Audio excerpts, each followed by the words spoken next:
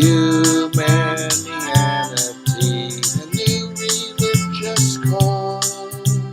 Humanianity, religion for us all. Humanity, now we all can see. Humanity, how much better we can be.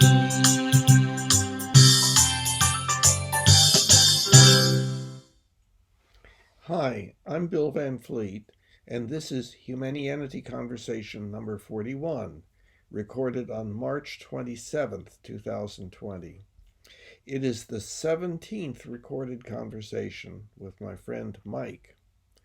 We talked in greater depth about our seeming disagreements regarding primarily issues related to ethics, including terminology, the distinction between existential and ethical beliefs, the question of the meaning of certainty, and the significance of ethical beliefs maintained by someone without the ability to legitimize such beliefs. Some of the difficulties in coming to agreement were related to the question as to whether there are ethical beliefs that cannot be questioned because of there being no objective way of demonstrating their validity, this being related to the philosophical problem of phenomenology, related in turn to the mind-body problem. Hi, Mike. Hey, Bill. How you doing? Pretty good. You? Good. My allergies are really kicking in, but other than that, pretty good. Pretty good. Okay. So I think you want to start? Oh, no. Well, I was gonna I was gonna do the same thing you were about to do. I think. It helps with the editing, right? We just get right into it. This way, you don't have to edit anything out. Yeah, that's right. Okay. I think that last time, if I recall, we ended on this idea of considering ethics without an idea of morals, and that was something I was having I was having a difficult time following, and in fact I thought about it a lot this past week, and I'm still having as much difficulty as I did, Well, before. my Why don't we start impression, there? my impression is that the difficulty is more in word usage. That we have a slightly different language that we speak, even though it has the same words in it, and so they mean different things, and so we have difficulty communicating and are puzzled by each other and so on.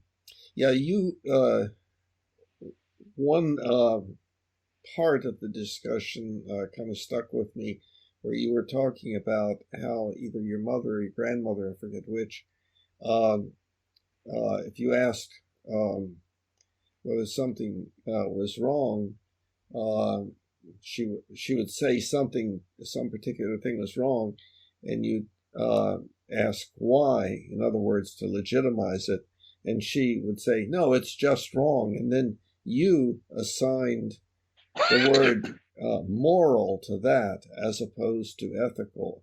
It seemed to me, but I wasn't sure. And yeah, well, I remember that part of the conversation too, and what was this idea of thinking. Well, let's just start there. Yeah, I would say that for most people, and the way I would certainly use and define the word moral, it is a belief that something is intrinsically wrong without reason. Okay. Say it again now. It's something that is intrinsically wrong without reason. What is? Whatever you're considering. So if I'm considering, and that would be a moral. That would be a moral. Right. So a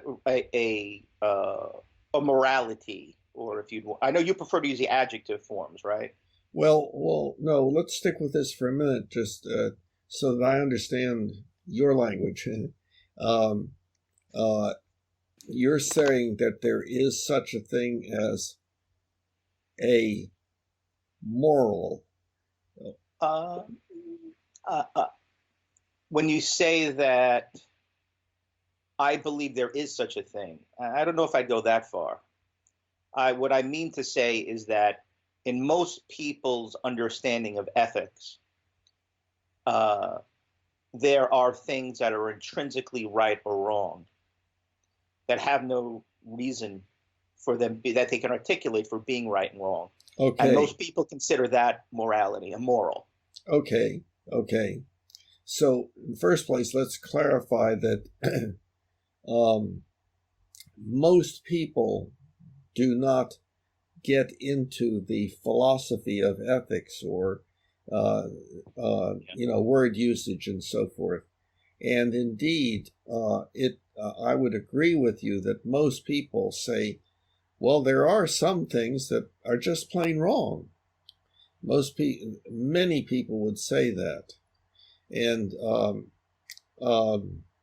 now, there's a question here as to the fact that the person says that doesn't mean that, quote, it is so. For them, that is their belief at that point. And so let's also make sure that using our language that you and I are developing in this discussion, you look like you're reading. I'm trying to find. While we talk about this, so I don't interrupt you, I take notes about what you're saying, and after you're done talking, I talk to you about them. So that's what I'm doing. I'm trying to find my notes section. I just found it. Oh, okay. Okay, go ahead. Okay, let me see if I can get back to what I was doing, what I was talking about.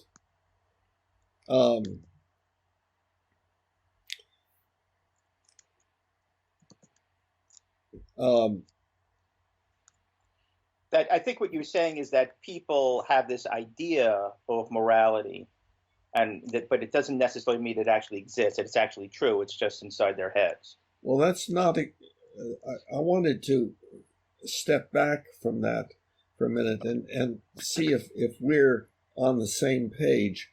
That there is a phenomenon that is manifested by us humans and other species. And that phenomenon for us humans is there are some things that we believe we should or should not do. That typing, by the way, is coming across loudly. Oh, that's right. I just realized I can't type because I'm using a different microphone. Oh. Well, thank you for reminding me. No, it's okay. Let me keep talking. I can hear you. I'll stop typing for now. Well, there's another thing that worries me a little bit about that. I understand why you're saying that, because frequently, while I am talking, you think, oh man, I want to respond to that. And no, that's not why I do this. Okay.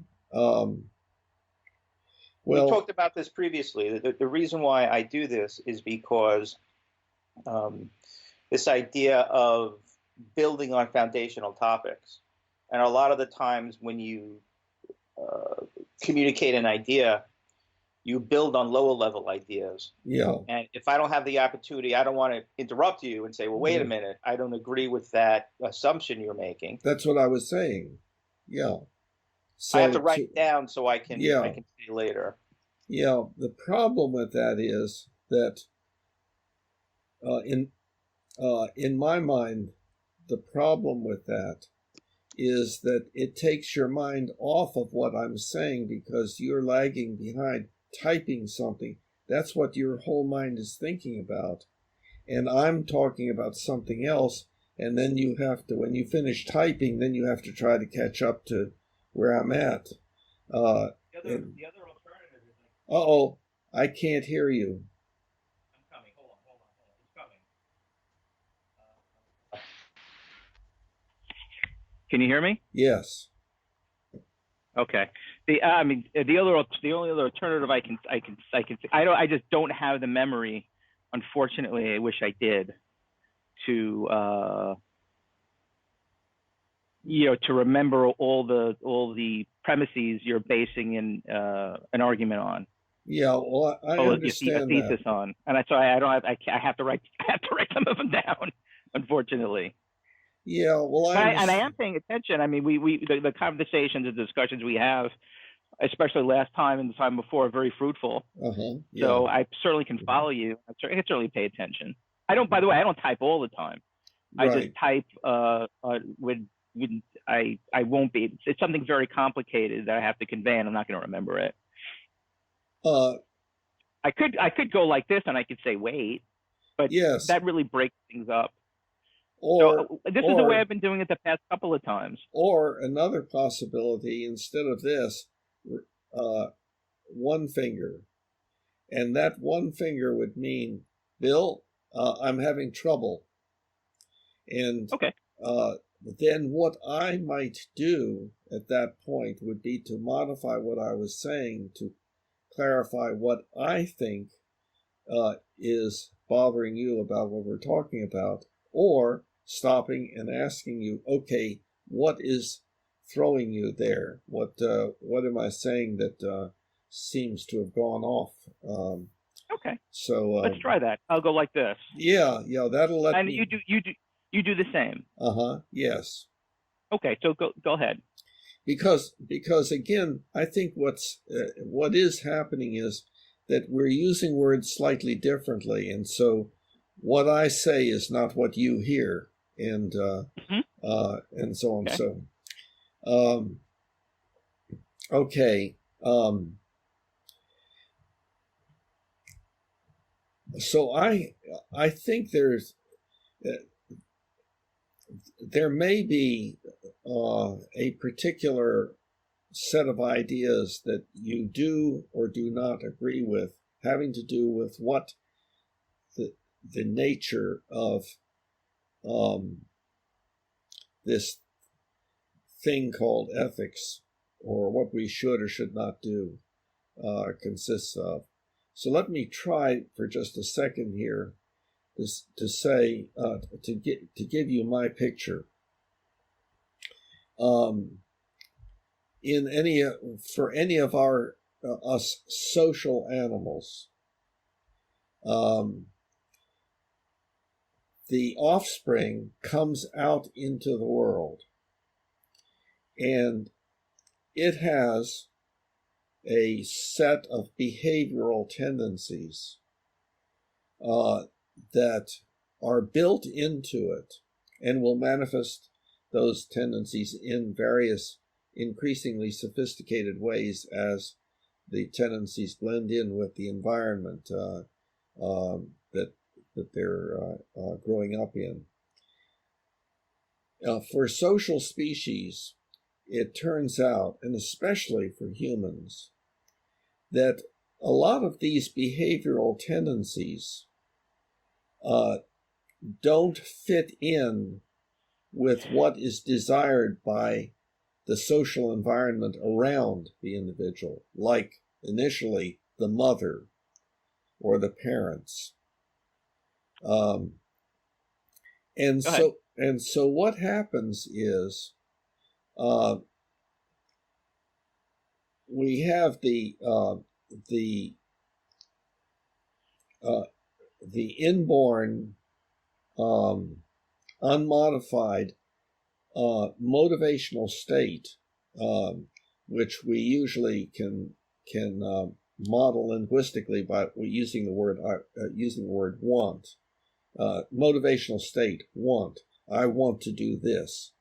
I don't want to do that. Whatever that might be, from I want to eat to I want to get a college education to whatever. But in other words, it's the motivation to do something. And then as I say, the environment responds and says, we don't do that here, or some such equivalent. I don't like that, or cut it out, or and it's even interspecies, like the family dog. The example I usually use is the family dog learns I should not get on the couch, not in words, but when the urge to leap up on the couch occurs naturally, another urge appears. No, I don't want to do that. And it is kind of, the dog has been conditioned to refrain from doing that. And if the conditioning is strong enough, it prevents the dog from doing it. If it's weak compared to the strength of wanting to do it, then the dog jumps on the couch, and so on. And so dog learns, when I hear my master say heel, then I should do such and such, and so forth. And it's the same way with the small child. No, don't throw your food. Stop that. And it's not unusual for parents to say, stop that. And the child has to figure out, among the several things that the child is doing, what it is that should be stopped. But at any rate, the resulting state in the child, or in the animal in general, is the development of ethical beliefs, not using words, but ethical beliefs about what I should and should not do, that are sometimes different than what I would otherwise want to do. So if I should not do it, then I want not to do it. If I want to do it, then that pushes me to do it. And then, so I may both want to do it and not want to do it. I want to do it because I'm hungry or angry, and I want not to do it because I believe I should not do it, and that is imparted by the culture. So the modification of behavior that occurs for all of us social animals, the modification of behavior that is caused by the impact of being in a culture, being surrounded by individuals who want or don't want me to do such and such, produces this set of beliefs. I should do this, I should not do that, and of varying degrees of strength, or the motivational state that philosophers have termed the ethical sense, can vary. It can be weak, it can be strong. And the way that I put that into words is, I ask somebody, well, do you think what you're doing is wrong? And they'll say, yeah, I know it's wrong. But, everybody does a little wrong now and then. You can't just have your life ruined by shoulds. And you ask somebody else, do you think doing that would be wrong? Yeah, it would be wrong. Well, would you be inclined to do it? Well, no, of course not. If I believe it's wrong, I'm not going to do it. Now, that would be a manifestation of the strong ethical sense. I think that I'm familiar and agree that that is the way an ethical sense gets developed, and how behaviors change. I do think I would characterize it a little more broadly as not just social pressure, but environmental pressure. So I should not, if I'm living alone, I can still develop an ethical sense of things I should or should not do. However, very important. We've gone over this in the past, but we need to review it. The word should can be used in the ethical sense, but also in the existential sense. And what you're referring to now is the existential sense. And to clarify it and make it real clear, okay, according to this map, it should be around the corner. Or if this map is correct, I should turn the corner. And that's not considered to be ethical. That's not what I mean. Yeah, that's not what I mean. I mean, I think that okay. there are, I think that one of the ways you can develop an ethical sense alone is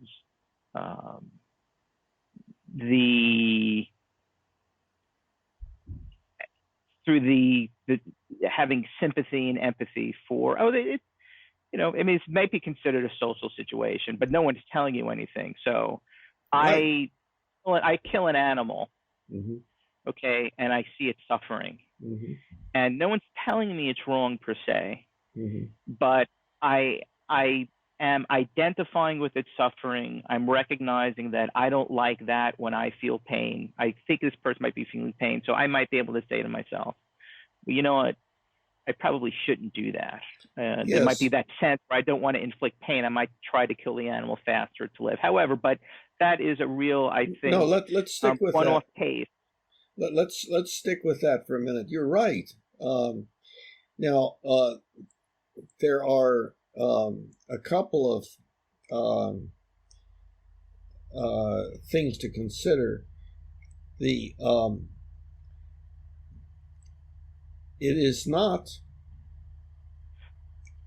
is probably not a natural occurrence that the animal coming out into the world from the womb is going to have empathy.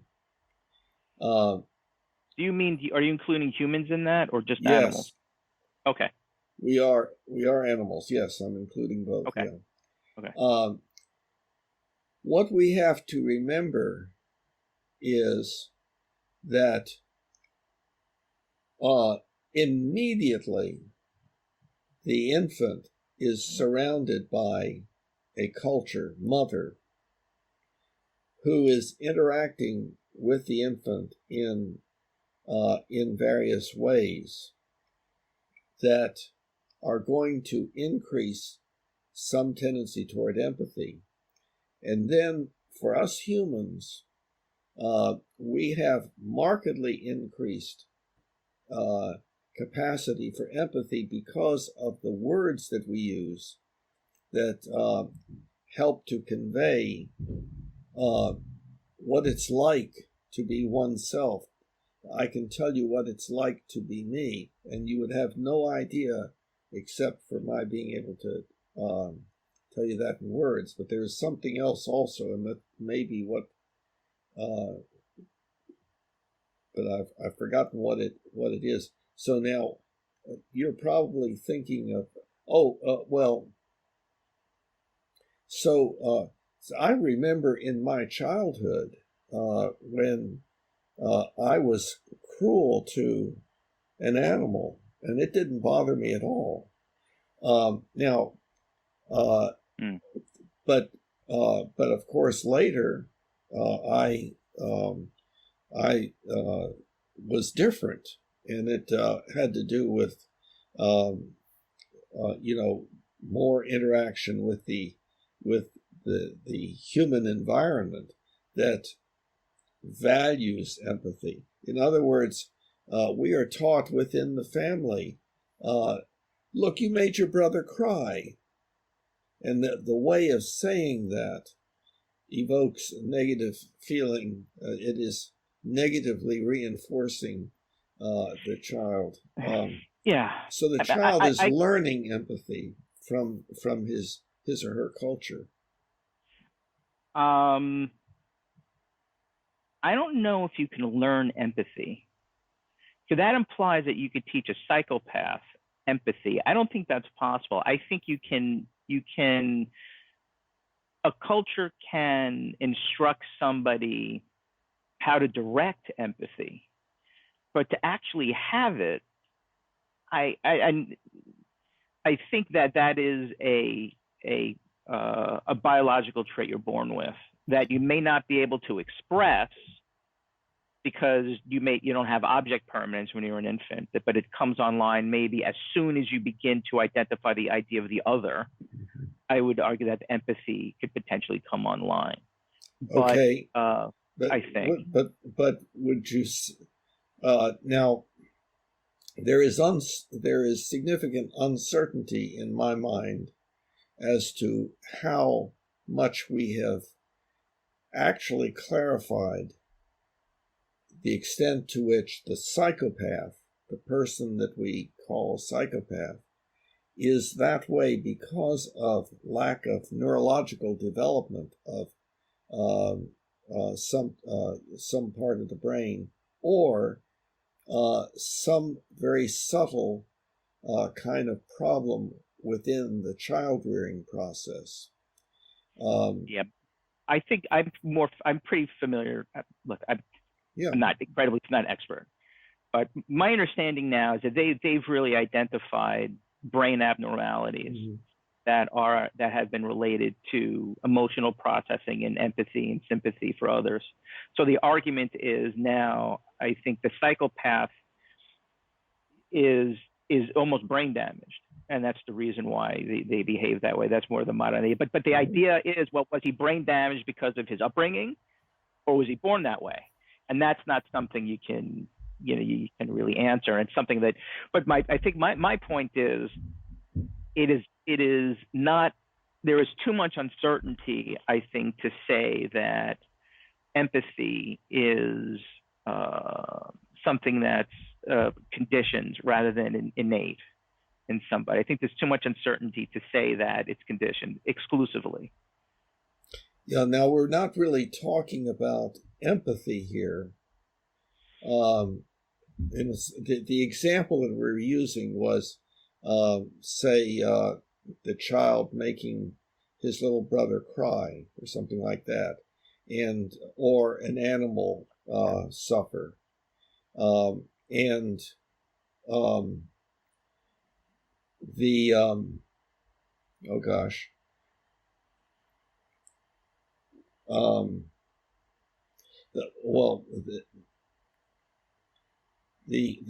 The question, see, I would agree with you, like autism spectrum disorder may be an example of where it would be difficult. Well, and you actually said it, that if you see structurally by MRI or something like that, some area of the brain that is not developed or is overdeveloped, there is a question as to whether that has been produced by experiential interaction with the environment, or whether that was due to some problem that occurred during gestation, or some genetic problem and so on. So, but let's see. I think that it sounds like we are in agreement here about the phenomena that we're talking about, except I'm not sure when we left the main road and we're exploring these things, whether back at the main road we are in sync. The person saying, well, no, it's just wrong, is saying that they subjectively have the feeling, when they contemplate doing something, they get a negative feeling, which they identify as, oh no, I shouldn't do that. Right. And they don't they don't necessarily know where that came from. Most of the time they don't. My thesis is, it is possible to develop that sense without social interaction, and you disagreed, and that's where we got into this offshoot of empathy. But I have another, I think, concern with that perspective, and that is the idea of right and this is where my postmodernist comes in. I think we opened up the conversation by saying this idea of morality. Somebody might believe it in their head. That doesn't mean it actually exists. And my response to that as a postmodernist and solipsist and phenomenologist is that because that it absolutely does not exist, it only exists in the person's head. Ethics and morals have no meaning outside somebody's head. So therefore, it's irrelevant to consider it whether it exists absolutely, actually exists ontologically. Okay, now we have drifted back, and it's a good thing, I think, to using these terms. So forget ontologically, whether it actually exists. Well, hold on. Okay. Phenomenology and nihilism and so forth. Yeah, No, wait. I should have said that. No, that's fine that you said it, because I think it is reflecting an area that we should explore. I would like to ask you whether, as a part of your orientation, whatever labels you'd use, like postmodern or phenomenological or whatever, do you believe that other people exist besides you? Or are you... Do I believe that other people exist? But do I believe it? Yes. Uh-huh. Do you ask me to prove it? I can't. Okay, yes. That I understand, because... Do you ask me, am I certain that they exist? No. Okay. Are you going to ask me, okay. Are you going to ask me, is it reasonable to consider that they exist? Yes. Well, reasonable is a term, but let's back up a little bit. Okay.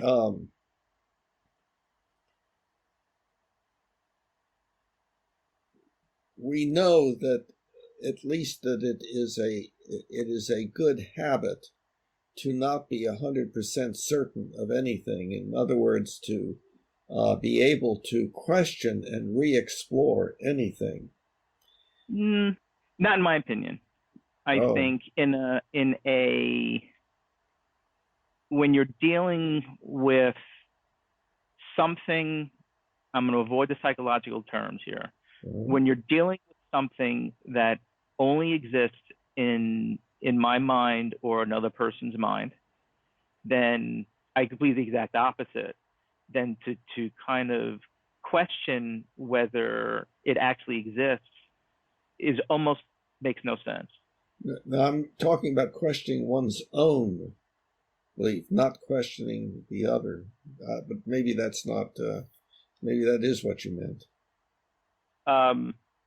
Let me consider that.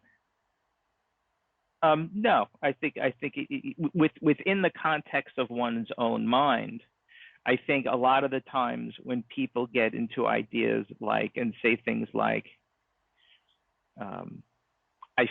this is where we're getting really out there. I have this belief, like who kind of says it, like atheists, some atheists that I know, they like to kind of describe this idea of, whether the idea of ethical, whether it actually exists out there in the universe, like without God or something like that. And my argument is it's pointless to even consider something like that, because ethics, the idea of ethics is only something that exists within your mind. So there's no point to even kind of question. Now, within your own mind, it might make it's a good idea to kind of question what's happening inside of here. But questioning what's happening inside of here compared to what's happening outside of there, for many things, no, I don't agree that's prudent or beneficial. And I sort of agree with you, except I'm not entirely sure, because I think there is this additional thing that is coming in your description of your answers that come to mind, that is needs clarification, and that has to do with phenomenology, or and we need really maybe to clarify that make sure that what is going through my mind is what you mean. And so okay, I'm not going to use the word phenomenology. So when I say something that exists in your own mind, it is something that only you can experience definitively and necessarily. So your feelings, your thoughts, your beliefs, only you, your first person experience of the world, only you can experience those things. Okay. That's what I mean by stuff inside your head. Right. But remember, only you can experience the computer in front of you. Correct. If we're talking about the experience. In other words, like in the mind-body problem book, it's referred to as the subjective model. And it essentially, and I guess Descartes was the one who tried dealing with it and proving that. Well, I'm not sure that that's the best example. Yeah, I have a huge problem with that, but anyway. yeah, because am is not defined and I is not defined. Exactly. So exactly. But yes, each of us lives in this world of phenomena that includes these things that move around and actually seem to be predictable to some extent and not predictable to others. And they do this thing called saying words, and somehow also the words make sense to me. So in other words, and I guess the thing that comes closest to that nowadays that most everybody would recognize would be virtual reality. In other words, a person puts on the equipment and so forth, and then they are in an entirely different world, subjectively, their experience. And so what they are seeing is not what anybody else is seeing. And at that point, they could say, well, nothing exists outside of this world. This is all there is. There is no more. But this world that I'm in is filled with all of these things, these creatures that come and go, and so on. I understand the point that you're making, and I would agree. I don't know if that's so much of a good analogy.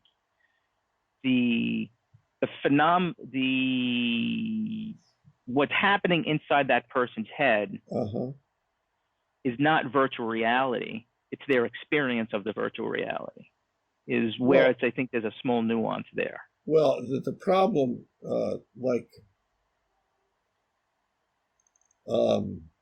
did you say inside the person's brain or mind? Which did you say?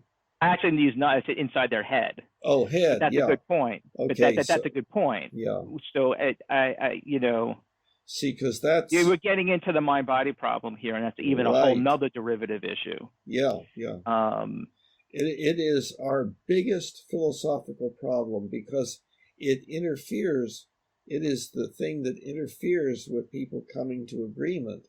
And agreement is so important in my world because of the necessity for it for cooperation. And we, like with the coronavirus, we need worldwide cooperation. We've always needed cooperation, and the more that we don't cooperate, and the more that we divide up into tribes that cooperate internally but are distancing to other tribes and even hostile to them, the more pain, suffering, disability, and early death we see. So, when we had really read in depth the mind-body problem, which we have to get to one of these days, and we'll really need to do that. That was, I don't know about instrumental, but it definitely influenced a stronger adoption of postmodernist beliefs of the way I think now. It was influential. And I think that, at least my initial understanding of what you wrote, and in addition to a lot of and other... that worries me because I am the opposite with regard to postmodernism. Yeah. But that would be an interesting thing to find out. Well, why do we have that? Different. Yeah. And maybe when we go through and read it again. But it wasn't the only one. And, you know, I just want to be clear here. You know, I'm going to try not to use the psychology words. I am not talking about. I recognize the. I really need to say this. Let me really think about this. So I would. The thing that's the sticking point I have with these psychological terms we're talking about is this idea of certainty, and that's what makes me adopt. I can't know for sure. Okay. However, that doesn't mean that I can't say to myself, well, who cares whether it actually exists? The reality is, to your point, there are these people walking around that I seem to be interacting with who are influencing me, I'm influencing them.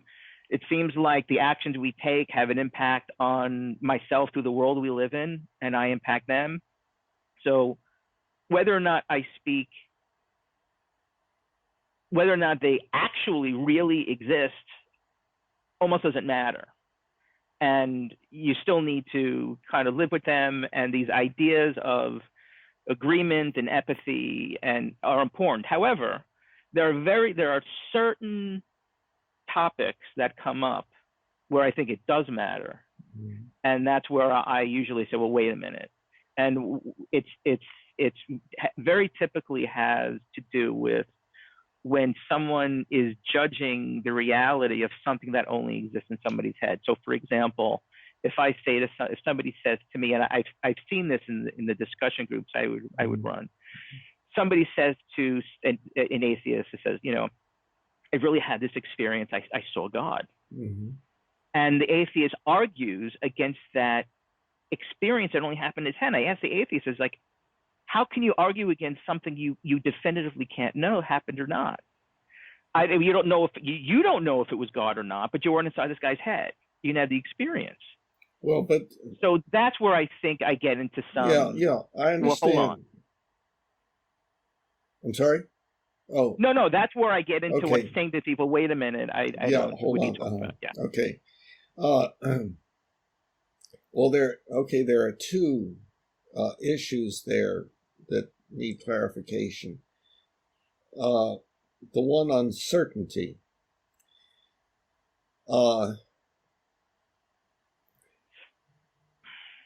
We do take any particular belief.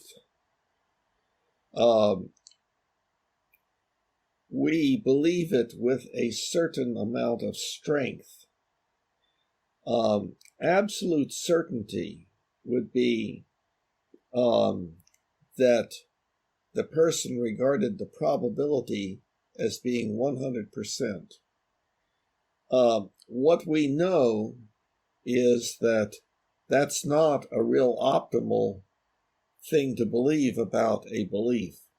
In other words, that I feel strongly that this is so, but I could be dreaming.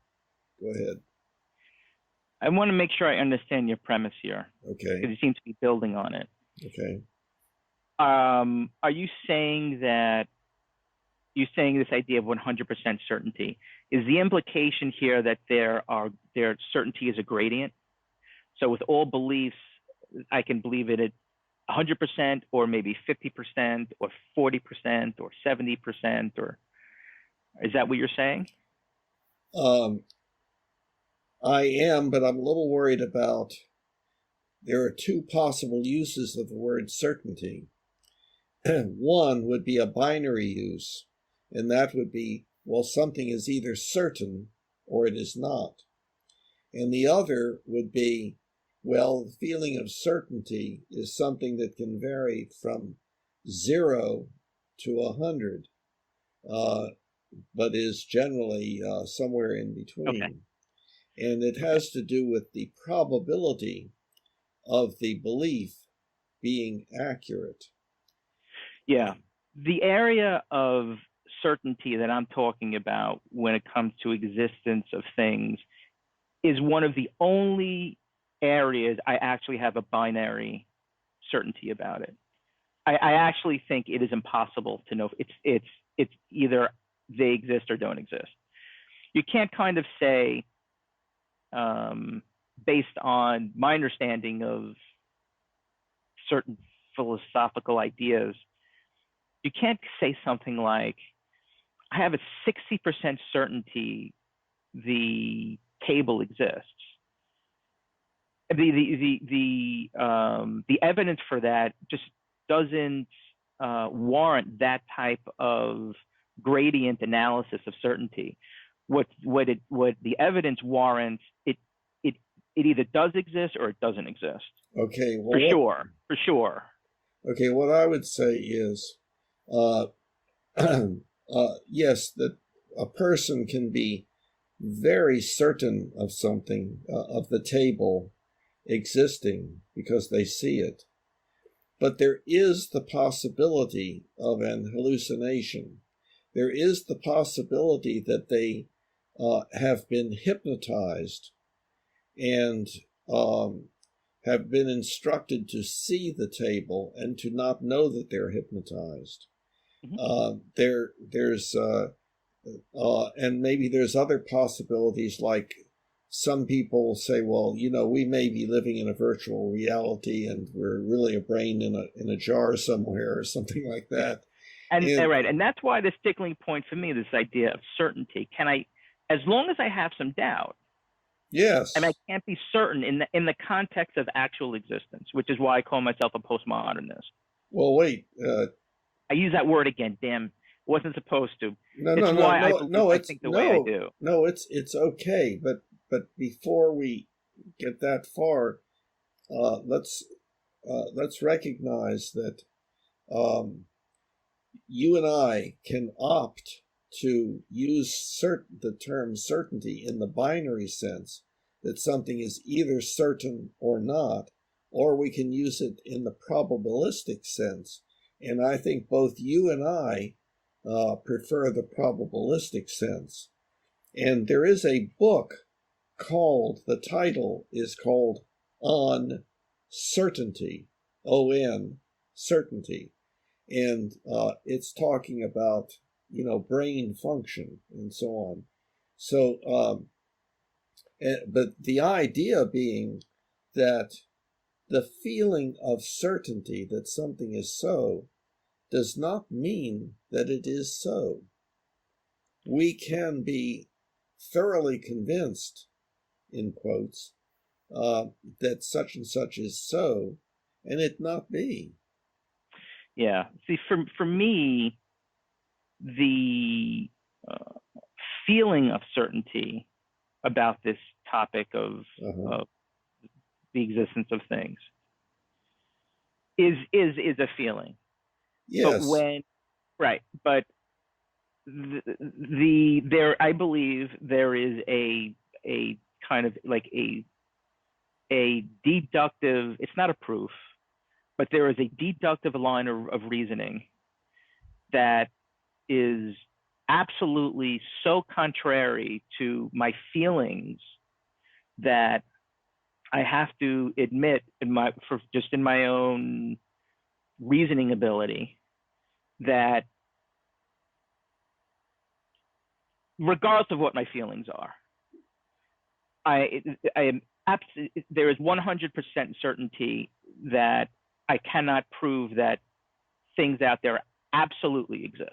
Okay. And that is something it's taken years for me to resolve that. Okay. For me to have these both of these things going on. Let's not lose it. Let's not lose this. Go ahead.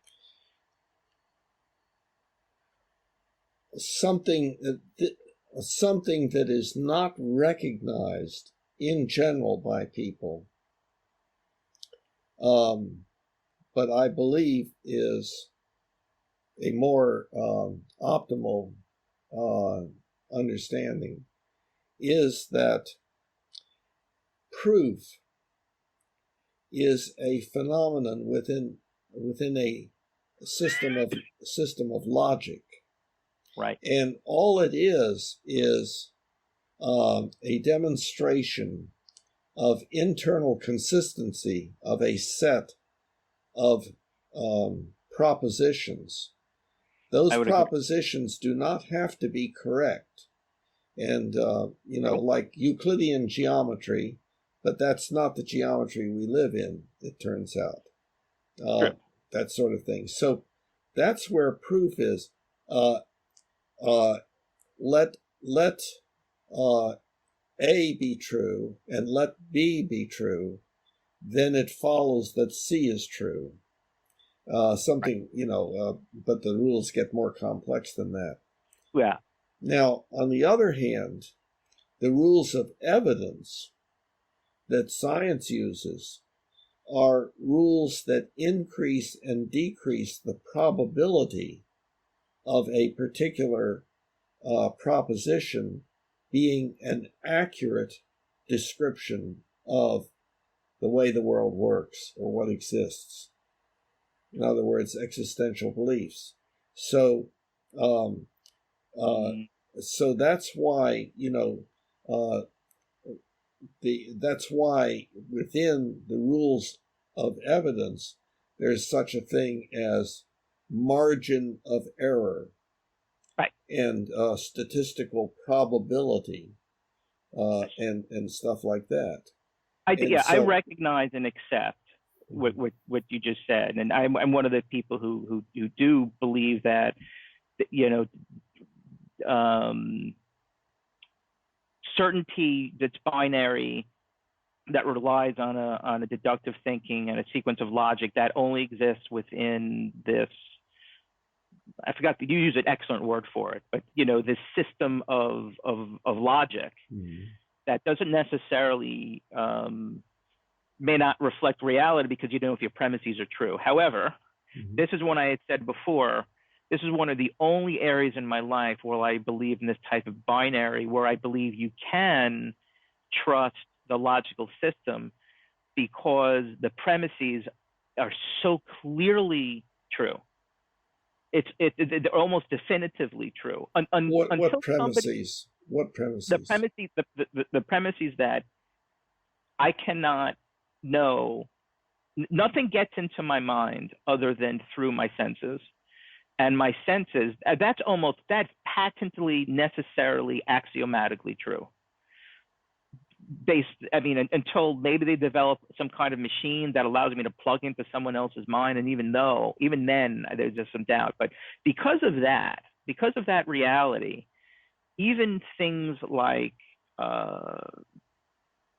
objective measurements in science, it still gets to my mind through my senses, which means even the knowledge of those objective measures are only within my head. Okay. So it could be, for example, let's take. Wait. I want to toss this in real quick. There are partial seizure disorders in which a person has certain experiences, but it's not coming through their senses. And in fact, also there are neurosurgical procedures where you can stimulate a particular part of the brain, and a person will have a particular set of experiences, and it will move forward, and then you stop stimulating and it ends, and then you start stimulating again and the same thing occurs and moves forward. You might want to check that out. So no, I'm definitely familiar with that. Oh, okay. That's no. Wait. But the important thing is that's no different than your senses. You are still, instead of the sensation being triggered at your nerves here, it's being triggered at your nerves here. The experience is still the same. That's my point. it's not. It's almost like it's just not possible. There's some ideas in this philosophically is that the reason why we're having this problem of the mind-body problem and with the senses, it's your senses or your mind, is that in reality, your senses are your mind. That there's no, and the collection of our sensations is this thing we call the mind. And, that could very well be true, but I don't think it impacts this question of everything, absolutely everything, even objective experience, even when you and I agree in something, everything is happening through my senses and get into my mind. Well, everything. Even if I hook up a microphone to my brain and bypass my ears, I am still hearing that through my senses. Now, if they I'm not talking about a microphone. Machine, I'm not talking about a microphone. Well, the idea of putting electrodes in your head and stimulating certain things. Okay. What about it's a type of microphone? What about a partial complex seizure, where the seizure occurs and the person has a certain kind of experience over and over? Same thing. That would be the equivalent of your sensations or your senses short-circuiting. I mean, then for example, if I hear, I give you an example of myself actually. When I'm sleep deprived, when I was sleep deprived, I was hallucinating, or had auditory and visual hallucinations. That was just happening inside my brain. It wasn't anything I was. However, the experience in my mind was the same. I was hearing people calling my name. I was seeing figures move. Yes. Okay. So, you know what I mean? Yeah. But so the problem here, I think, is that I would say that you are using an atypical definition or meaning of sensation, that you're using it in the phenomenological sense, i.e., like everything that is sensation. That's one argument. Yeah. So I would ask you, well, can you give me an example of something that is not sensation in your terminology? I think that's one of the reasons why I can't. And that's one of the reasons why I adopt this logical. That's why I'm prone to conclude that I can analyze this logically, because that premise is absolute. There is nothing else other than sensation. Okay, and it's so clearly axiomatically true. Well, what you're saying is that what most people are referring to when they use the word consciousness is all that you ever have, your own consciousness. Everything is, quote, in your consciousness. Now, of course, consciousness itself is a supernatural belief. It's not anywhere in the natural sciences. But right. And it's never been observed. Consciousness has never been observed. But yours or anybody else's. But it is still a way we conceptualize things. But you're speaking of all of your experience. So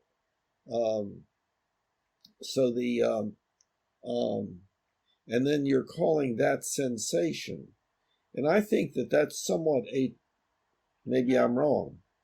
I don't think that's. I don't. Well, what is not sensation? Hold on, Bill. I can't hear you. Hold on. Okay. Okay, hold on. Can you hear me?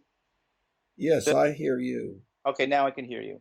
No, I don't think I'm saying that. And maybe I'm misunderstanding you. I'm not saying that consciousness is a sensation. No, I was not saying that.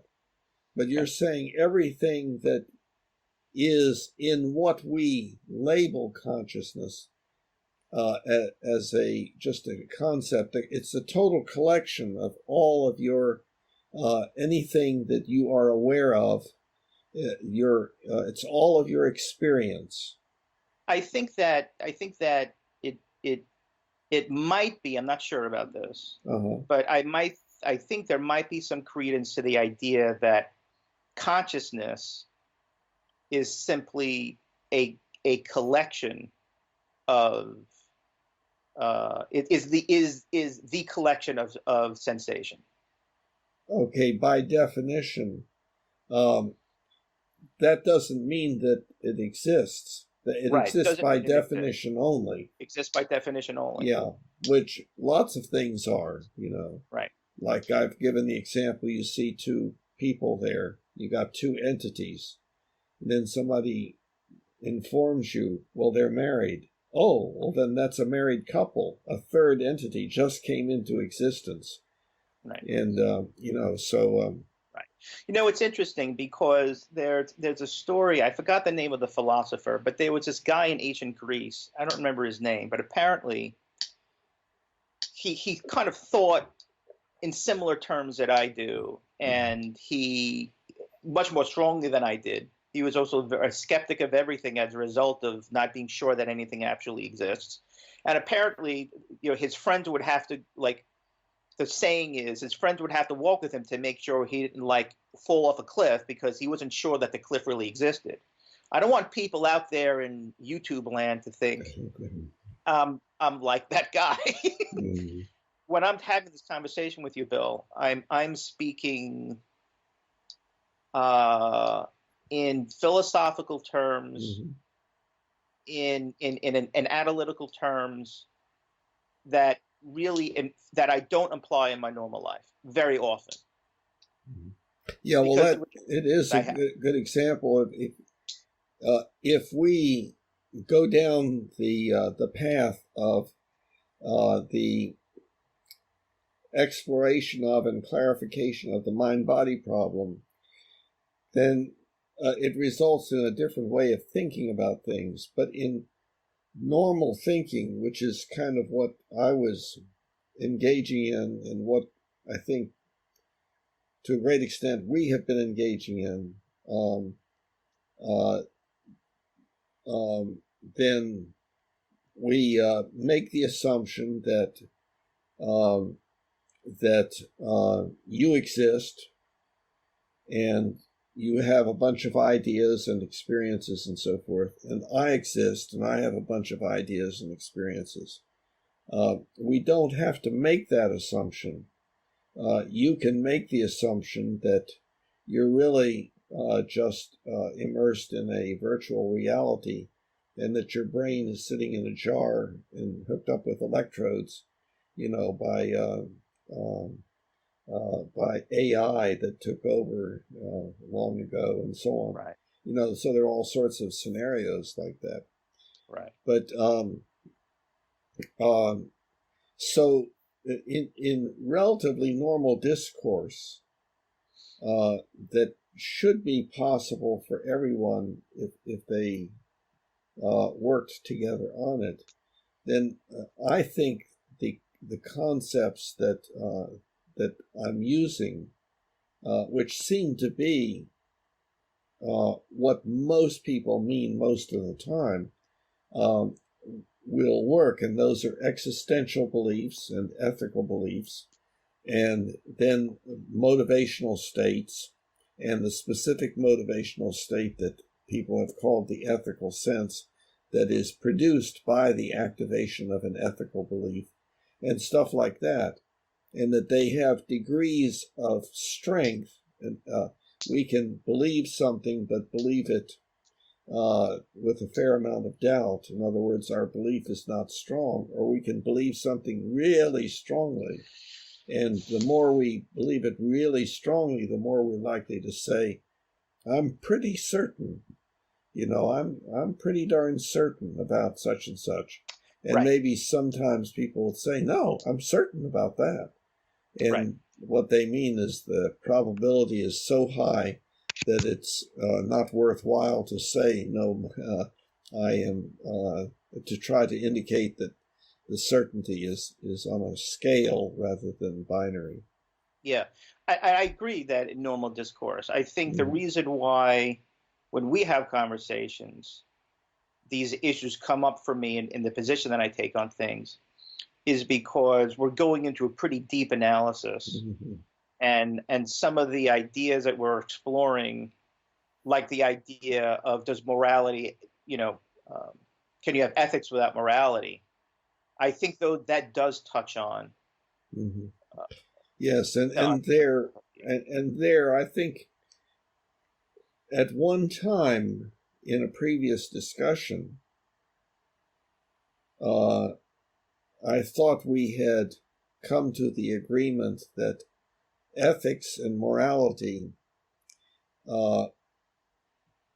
were not sufficiently clearly different from each other, such as to make it useful to use one term sometimes and another term the other at other times. And that so, I think.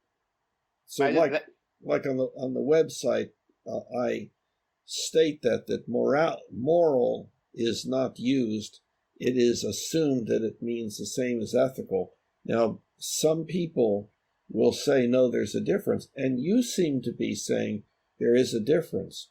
So Correct. That remains something for us to explore. Maybe there is a difference. Maybe there, but the example that you gave of a moral would be an ethical belief that a person had where they could not legitimize it in any way. Oh, that was something that when I had said that, I was trying to define morality in a term that could kind of exist within the belief manual. So my idea was, well, maybe morality is the equivalent of an ultimate ethical principle. It just is. But I actually think in practice, the word morality is used to define an ethical belief that is intrinsic. It absolutely has in and of itself a right and a wrong virtue. It doesn't require. So we are talking about what is referred to as the foundation of ethics, whether ethics has a foundation or not. I don't know, but certain ethics. I don't think it has to be whether there are certain ethical beliefs that have to be true because of the nature of the universe. And I don't know of anyone that has agreed on what those are. I would agree that nobody has agreed with what they are, but very people have agreed about the non-foundational aspects of ethics, about just what is right or wrong, either ethically, let alone the foundation of it.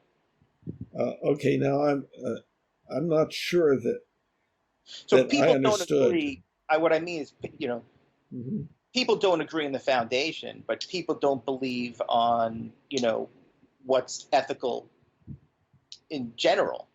Forget about the foundation of ethics. Just the ethical, the idea of, why I should not kill.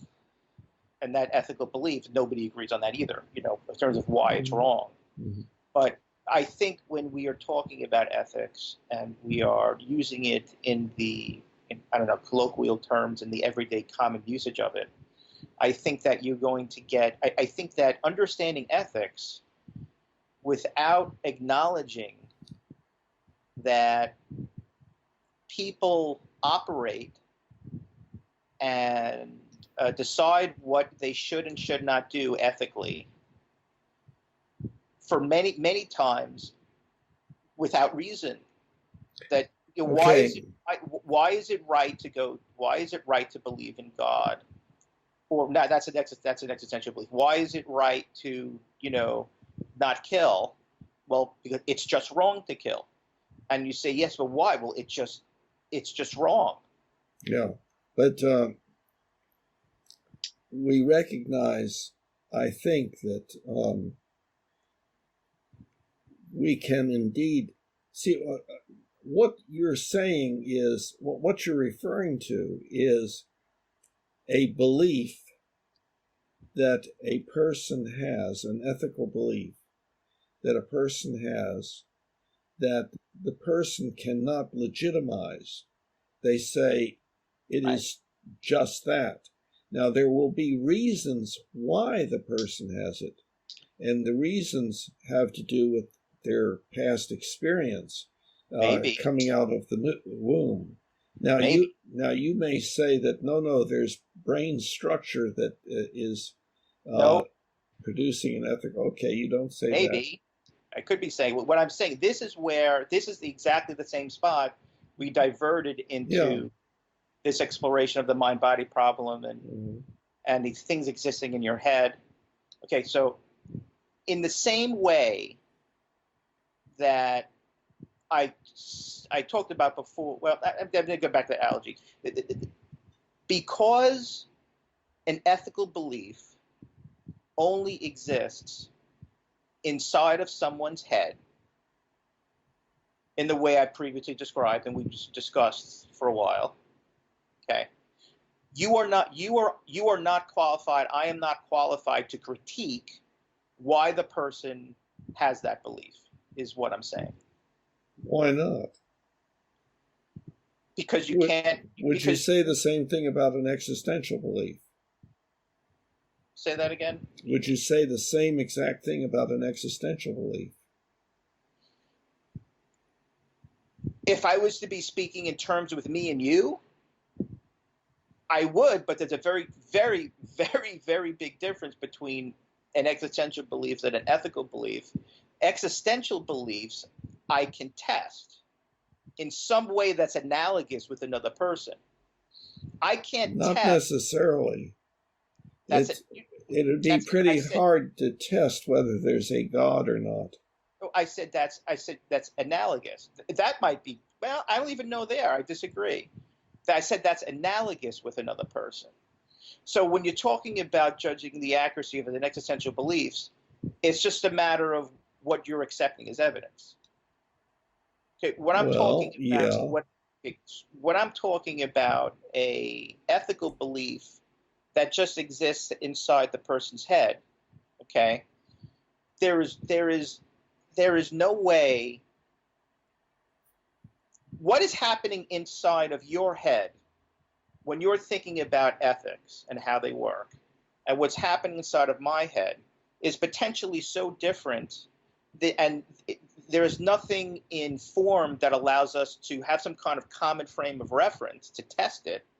There's simply absolutely no way, except for me to understand what's going on in your head about ethics, except by me thinking about ethics in my head and making some kind of analogy. It's very, very different than an existential belief. Well, yes, we talked about the legitimization of an ethical belief, which is dependent upon existential beliefs and or definitions. You remember about that? Yeah. Okay. I thought of something else that's very important. But the question, just because I cannot legitimize my ethical belief doesn't mean that the ethical belief exists in the universe as an absolute truth, independent of whether I even exist or not. No, what I'm saying is that because of that failure to exist in a way that you and I can both have an experience of, there is simply no way to test it. So you can't know for sure. So I guess here's what I'm saying, which is a very good, I think this might be a point of disagreement here. Okay. I think ethical beliefs are qualitatively different than existential beliefs. And you can't hold both to the same criteria of evidence. Okay, well, I agree with that.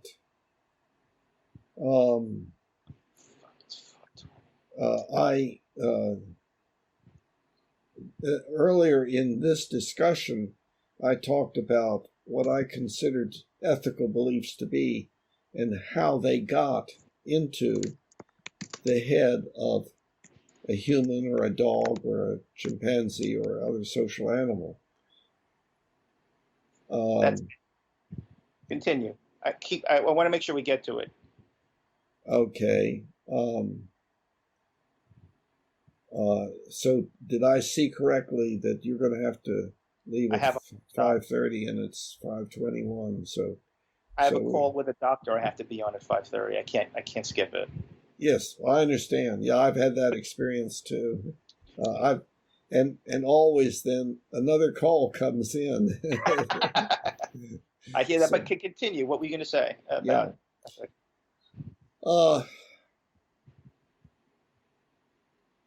Well, so we are in agreement. I don't know where we diverge. Well, I think I had said, well, I critiqued ethical beliefs in saying because we don't have something we can point to that we can both point to and share to legitimize our beliefs. I said that I can't know for sure that what you're thinking about ethics is the way I'm thinking about ethics. And you said, well, can you say the same thing for existential beliefs? And I guess what I'm saying is existential beliefs are qualitatively different than ethical beliefs and need to be treated differently. It's not just another belief. But I agree with that. Okay. But ethical beliefs are highly dependent upon existential beliefs. If I believe I should participate in something at the church, then that's dependent upon an existential belief that the church exists and that it's down the street and so forth. Whatever we believe we should or should not do is always related to the prediction of an outcome of some sort. And if the outcome we say we should not bring about, then that's a way of legitimizing this particular thing, which if we did it, it would bring that about. So you're saying that, and you're saying that by necessity, and in order for you to have an ethical belief, it is necessarily required for me to have an existential belief.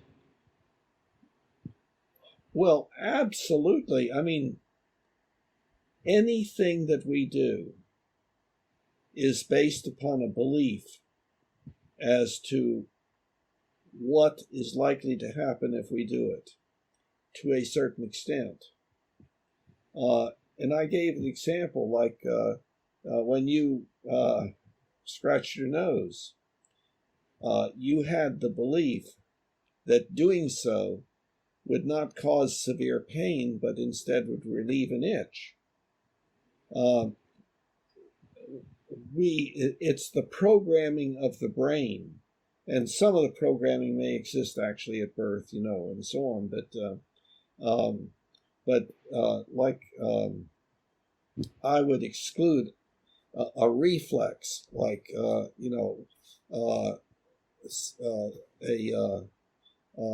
reflex is something that occurs without there being a belief as to the outcome. But the monkey, remember, jumping from one tree to a branch of the next, has the belief that if I do it this way, I will be able to grab that branch, and so on. None of that's in words. It's automatic. That driving the car, turning the steering wheel counterclockwise, the car turns left. Do that automatically, but there's that belief. And it is an pretty accurate belief, unless somebody has produced a vehicle like a bicycle where when you turn, it turns in the opposite direction, and it takes quite a bit of learning to overcome what one has learned so strongly. Here's the reason why I'm pausing so much. Okay. On the face of it, your thesis that all ethical beliefs necessarily require existential beliefs is true. However, I do recognize that the argument is very fragile because you're saying every ethical belief. So all you have to do is find one that's not true, and the whole thing falls apart. I can't off my head think of any, but usually in philosophy, when there's an idea like that, some really smart person somewhere thinks of something that violates it. It may take 100 years, but so when I put it off the top of my head, but I notice it's 5:27. I'm going to think about that. Does every ethical belief require an existential belief? Well, it's a little. I should not kill that man. Is already implies the belief that the man exists. Why? No, I hear you. Why one should or should not kill the man? That would be legitimizing the ethical belief, and as the paradigm that I use, like I'm holding a gun on a man, I should not pull this trigger. Why? I should not kill that man. If I pull this trigger, I will kill that man. That's an existential belief. So existential beliefs are indeed necessary in the legitimization of ethical beliefs. Right, necessary and required. And I can see that. And, let me think about that more. But on that note, Bill, I hate to cut it short because I'm enjoying the conversation. Yeah. But I will talk to you next week, same time. Yes, great. All right, take care, Bill. Enjoyed it. Have a good one. Me too. Thanks. Bye-bye. Bye-bye. Now we all can see humanity, how much better we can